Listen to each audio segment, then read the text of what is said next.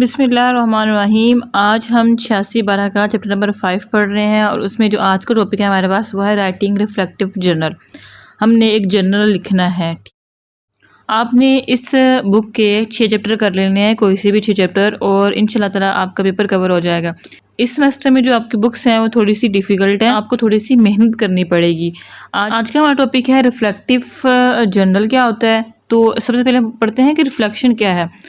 Reflection एक ऐसा अमल है जो कि टीचर को ये सोचने पर मजबूर करता है कि आज क्या हुआ, ऐसा क्यों हुआ, और अगर दोबारा मौका मिले तो मैं इसमें और क्या बेहतरी कर सकता हूँ। ठीक है, जैसे कि टीचर ने लेक्चर दिया, वो देखेगा कि मैंने आज अच्छा परफॉर्म किया है या नहीं। अगर तो अच्छा परफॉर्म किया होगा तो वो मुतमईन होगा, खुश होगा। लेकिन अगर वो अच्छा परफॉर्म नहीं कर सका तो उसको पता होगा कि मैंने किस जगह पे अच्छा परफॉर्म नहीं किया और मुझे इसमें इम्प्रूवमेंट लाने की ज़रूरत है। हमारे पास है रिफ्लेक्टिव जर्नल के कुछ स्टेजेस हैं। सबसे पहले है फैंटेसी स्टेज। फैंटेसी क्या होती है? ख्याली।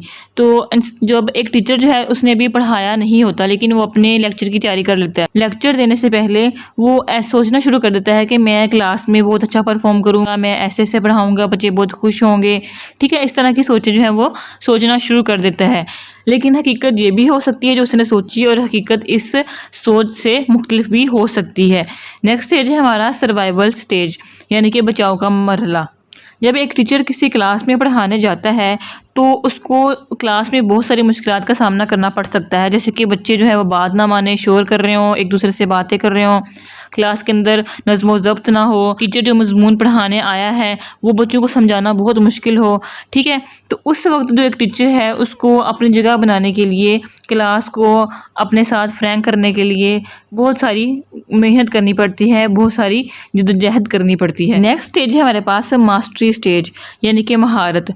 अब इस स्टेज पे एक टीचर जो है वो तजर्बेकार हो जाता है, इसके पास एक्सपीरियंस आ जाता है, उसको उसका जो मजमून है उसके ऊपर वो काबू पा लेता है, उसकी ग्रिप हो जाती है, उसको उस मजमून को पढ़ाने के बहुत सारे तरीके आ जाते हैं, उसके अंदर एतमाद आ जाता है कि वो बच्चों को बेहतर तरीके से सिखा सके और बच्चों को कंट्रोल कर सके। नेक्स्ट है हमारे पास इम्पैक्ट स्टेज, यानी कि असर डालने का मरला।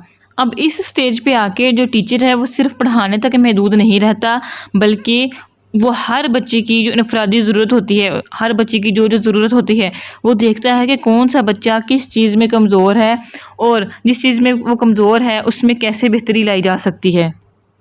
जैसे कि टीचर को पता चले कि एक बच्चा साइंस में बहुत कमज़ोर है तो टीचर क्या करेगा, उसको अलग से समझाएगा, उसको डिफरेंट एक्टिविटीज़ करवाएगा, उसको मिसालों के साथ समझाएगा ताकि वो जो है अच्छे नंबर ले सके और पास हो सके उस सब्जेक्ट के अंदर। तो ये हमारे पास रिफ्लेक्शन की स्टेजेस थी। ओके, नेक्स्ट हमारे पास व्हाट इज़ रिफ्लेक्टिव जर्नल। अब जर्नल क्या होता है? जर्नल के अंदर हम अपने ऑब्जर्वेशन लिख सकते हैं, अपने ख्यालात, अपने एहसासात लिख सकते हैं। Journal is a way of having an open dialogue with oneself. जो जर्नल है उसमें क्या होता है, हम खुद से बातें कर सकते हैं। It is a mechanism in understanding the way you think, feel and C.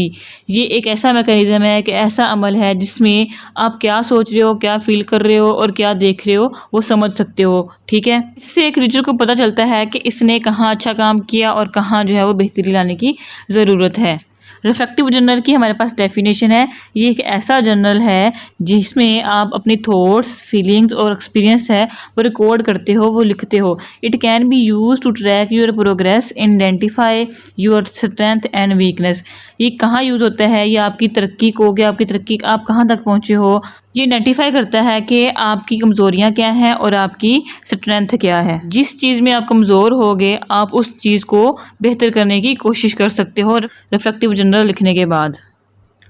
Next हमारे पास है व्हाट टू राइट अबाउट। आपने जर्नल के अंदर किसके बारे में लिखना है? आप इसके अंदर अपने ख्यालात लिख सकते हो, जज्बात लिख सकते हो, आपने क्लास को किस तरह से पढ़ाया, अपने क्लास के अंदर जो है वो परफॉर्म कैसा किया, आपने अच्छा परफॉर्म किया, आपने बुरा परफॉर्म किया, ये सारी चीज़ें जो है आप इसके अंदर लिख सकते हो। Time duration to start up. जब लिखना शुरू करना है तो आपने लगातार 10 मिनट तक लिखते रहना है। कंटिन्यूसली लिखते रहोगे तो क्या होगा कि लिखने में जो हेजिटेशन होती है वो आपकी ख़त्म हो जाएगी। हाउ टू राइट, आपने लिखना कैसे है? इसमें आपने क्या करना है, आपने इस बात की फ़िक्र नहीं करनी कि आपने लिखना क्या है, आपकी लिखाई अच्छी नहीं है या आपके जुमले अच्छे नहीं हैं। आपके ज़हन में जो आ रहा है वो आपने लिख देना है जैसे जैसे जुमले आ रहे हैं, ठीक है। लेकिन अगर आप इंग्लिश में लिख रहे हो या उर्दू में लिख रहे हो तो आपकी उर्दू में जो आपके वर्ड लिख रहे हो वो सही होना चाहिए और इंग्लिश में जो स्पेलिंग है वो दुरुस्त होने चाहिए। लिखाई आपकी जैसी भी हो, पैटर्न जैसा भी हो, वो चल जाएगा। क्योंकि जो जर्नल है वो आपने किसी को दिखाना नहीं है, ये आपकी एक डायरी है जो आपने अपने पास रखना है। आप ये आपकी मेमोरीज हैं जो आपने एक बुक के अंदर, एक नोटबुक के अंदर कैद करनी है, ठीक है। What matters most in general writing, general writing में सबसे अहम चीज़ क्या है? जनरल राइटिंग में सबसे अहम चीज़ यही है कि आप जो लिख रहे हो ना वो सच हो, क्योंकि ये डायरी आपके पास रहनी है, इसको किसी और ने नहीं पढ़ना। इसके अंदर सच्चाई लिखनी है, अपनी जोश व खरोश लिखना है, आप कब खुश थे, आप कब उदास थे, ये सारी चीज़ें आप इसके अंदर लिखना है। लेकिन हम बाज़-औक़ात क्या करते हैं, हम डायरी के अंदर अपनी अच्छी यादें लिखते हैं ताकि जब हम इसको पढ़ें तो हमें अच्छा महसूस हो, हमें अच्छी वाइब्स आएँ। नेक्स्ट हमारे पास है सम प्रैक्टिकल सजेशन। कुछ सजेशन है कि हमने जर्नल को कैसे लिखना है। Right in your journal regularly. आपने जो अपना जर्नल लिखना है वो रेगुलरली लिखना है, रोज़ लिखना है। अगर आप हफ्ते में 3 दिन लिख रहे हो तो आप हर वीक में इसको 3 दफ़ा लिखोगे, ठीक है, ताकि आपकी लिखने की आदत बन जाए। Combine the familiar with the unfamiliar. आपने रोज़मर्रा के वाक़यात के साथ कुछ नया भी इसके अंदर शामिल करते रहना है। Keep your journal where no one else will read it. आपने अपना जर्नल ऐसी जगह रखना है जहाँ से कोई दूसरा लेके इसको पढ़ ना सके, क्योंकि इसमें आपने अपने ज़ाती जज्बात लिखे होते हैं। अगर आप दूसरों की प्राइवेसी का ख्याल रखोगे तो आपकी प्राइवेसी का भी कोई ख्याल रखेगा। इसलिए कहते हैं कि दूसरों की डायरी नहीं पढ़नी चाहिए, क्योंकि लोगों ने इसके अंदर अपनी पर्सनल चीज़ें लिखी होती हैं। It is possible to be a computer journal writer. अगर पॉसिबल है तो आपने अपना जो जर्नल है, जो डायरी है, वो आप कंप्यूटर में लिख सकते हो। नेक्स्ट हमारे पास है use a pen that flow smoothly. अगर आप डायरी पे लिख रहे हो, किसी रजिस्टर पे लिख रहे हो, आपका पेन है वो स्मूथ होना चाहिए, एक ऐसा कलम होना चाहिए जो कि आरामदा हो ताकि आपको लिखने में आसानी हो। Choose your journals lovingly. आपने ऐसी नोटबुक लेनी है, ऐसी डायरी लेनी है जो कि दिखने में खूबसूरत हो, जिसके पेजेस अच्छे हों, ताकि जब आप लिखें तो आपको खुशी महसूस हो। Keep extra pages of high quality paper that you can fold into your more formal journal. आपने कुछ खाली सफ़ात संभाल के रख लेने हैं ताकि अगर आपकी डायरी जो है वो फिल हो जाए, वो कंप्लीट हो जाए, तो आप लिखना ना बंद करो, बल्कि आप वो जो खाली पेजेस हैं वहाँ पे लिखना स्टार्ट कर दो। Whenever you feel flat or stuck, describe that state of mind in your journal। अगर आपको लगे कि कुछ समझ नहीं आ रहा तो वही कैफियत आप डायरी के अंदर लिख सकते हो, ठीक है। आप लिख रहे हो और आप कुछ चीज़ें भूल गई तो ये जो कैफियत थी उस वक्त वो आप अपनी डायरी के अंदर लिख सकते हो। Forget what you wrote yesterday। आपने भूल जाना है कि आपने कल क्या लिखा था, आपने आज पे फोकस करना है। जो आज चीज़ें आपके साथ हुई हैं, जो आज की मेमोरीज हैं, वो आपने अपनी जर्नल के अंदर लिखना है। Creative journal writing. आपने जो है हर दफ़ा जो है वो रैंडम चीज़ें नहीं लिखनी, बाज़ औक़ात आपने सोच समझ के भी, क्रिटिकल थिंकिंग करके भी आपने चीज़ों को लिखना है डायरी के अंदर। Date your journal entries. आपने जिस दिन डायरी लिखी है ना तो उस दिन आपने अपने डायरी के पेज के ऊपर वो डेट भी लिख देनी है। Look objectively at the obstacles that lie between you and that outcome. अगर आपको कोई मुश्किल पेश आई है तो इसको भी डायरी के अंदर लिखें और सोचें कि इसका हल क्या है। जैसे कि आज बच्चों ने शोर ज़्यादा किया था तो आपने सोचना है कि शोर क्यों किया था, तो नेक्स्ट टाइम आपने ग्रुप वर्क करना है ताकि बच्चे जो है वो बिज़ी रहें और उनको शोर करने का मौका ना मिले। नेक्स्ट हमारे पास है forms of general writing. General writing की कौन कौन सी फॉर्म्स हो सकती हैं, कौन कौन सी शक्ल हो सकती है। Journals can be in any shape, size और फॉर्म। जो जर्नल है जिस पे आप लिख रहे हो वो किसी भी साइज़ का हो सकता है, वो छोटा हो सकता है, वो बड़ा हो सकता है। बाज़ लोग जो है वो छोटी सी डायरी रखते हैं, वो अपने पॉकेट में रख लेते हैं, ठीक है, और बाज़ लोग बड़ी डायरी लेते हैं, उस पर अपनी चीज़ें लिखते हैं। दे कैन बी फिज़िकल और डिजिटल। जिस चीज़ पे आप लिख रहे हो वो आप फिज़िकल भी हो सकती है, यानी कि कोई नोटबुक हो सकती है, कोई डायरी हो सकती है, या कंप्यूटर वगैरह पे या टैब पे या मोबाइल पे आप लिख सकते हो। दे कैन बी स्ट्रक्चर और अनस्ट्रक्चर। जो जर्नल आप लिख सकते हो वो स्ट्रक्चर भी हो सकता है और अनस्ट्रक्चर भी, यानी मुनज़्ज़म हो सकता है। आप उसको तरतीब के साथ भी लिख सकते हो और रैंडम भी लिख सकते हो। They can be used for a variety of purpose. जो जर्नल है वो मुख्तलिफ मकसद के लिए यूज़ हो सकता है। जैसे कि अगर आपने जर्नल लिखा है तो वो जर्नल आप इसलिए भी लिखते हो ताकि आप सेल्फ रिफ्लेक्शन कर सको, और आप जर्नल इसलिए भी लिख सकते हो ताकि आप जो है वो क्रिटिकल थिंकिंग कर सको। The most important thing is to find a journal that works for you and that you enjoy using. सबसे अहम बात यह है कि आपने एक ऐसा जर्नल मुंतखब करना है, चूज़ करना है जो आपको आसान लगे और उसको लिखने में भी आप इंजॉय करो, आपको खुशी हो।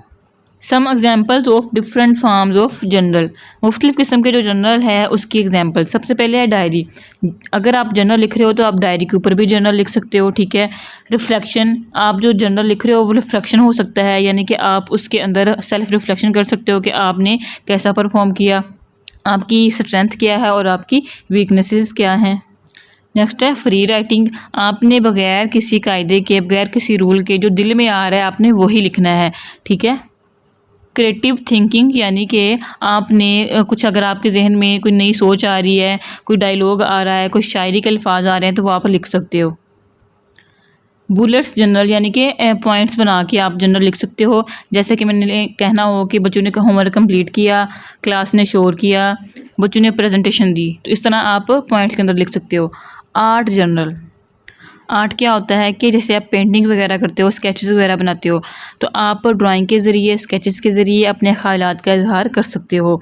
ट्रैवल जर्नल, आप जो जर्नल लिख सकते हो वो कोई ट्रैवल जर्नल भी हो सकता है कि आपने सफ़र किया तो सफ़र के दौरान जो आपके तजुर्बात थे, जो यादें थी, जो मेमोरीज थी, उसके बारे में भी जर्नल लिख सकते हो।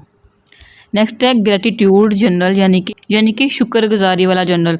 इसमें आप जो शुक्रिया वाले अल्फाज हैं वो इस्तेमाल कर सकते हो कि शुक्र है कि अल्लाह ने मुझे सब कुछ नवाजा हुआ है, शुक्र है कि आज मेरी क्लास अच्छी गई, शुक्र है कि मैंने लेक्चर अच्छा डिलीवर किया, ठीक है।